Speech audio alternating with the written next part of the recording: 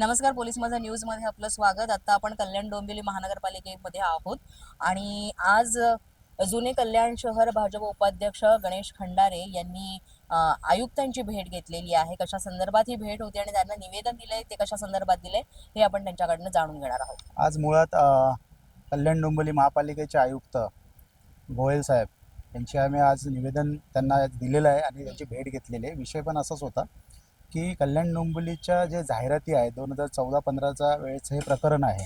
त्यावेळेस 22 कोटीच्या जवळजवळ महसूल हा बुडवण्यात आला होता महापालिकेच्या. त्या संदर्भातले काही पुरावे आणि निवेदन आम्ही आज आयुक्तांना दिलेलं आहे. त्या संदर्भात त्यांनी आम्हाला आश्वासित केलेलं आहे आता की आम्ही त्या ह्याच्यावरती अभ्यास करून त्याच्यावर तुम्हाला पुन्हा एक बैठक देऊ आणि त्याच्यावर आम्ही चर्चा करू. पण मुळात प्रश्न असा आहे की कल्याण डोंबिवली महापालिकेचे 22 कोटी बुडाले आहेत महसूल, ह्याच्यावर शिक्कामोर्तब पण कोकण विभागीय आयुक्तांनी केलेलं आहे शिक्कामोर्तब त्याच्यावरती.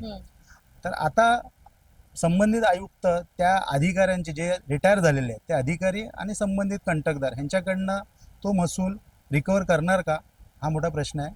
आणि दुसरा मुळात प्रश्न असा आहे की त्यांच्यावर फौजदारी गुन्हे दाखल होणार की नाही. तर पुढे आम्ही आता याचा पाठपुरावा शेवटपर्यंत करूया. आयुक्तांनी आश्वासित केलेलं आहे की आम्ही तुम्हाला मीटिंग देऊ, त्या संदर्भात चर्चा करू. तर बघूया पुढे काय होतं ते, आणि त्याचे अपडेट आपण नागरिकांना तुमच्या माध्यमातून नक्कीच देऊ.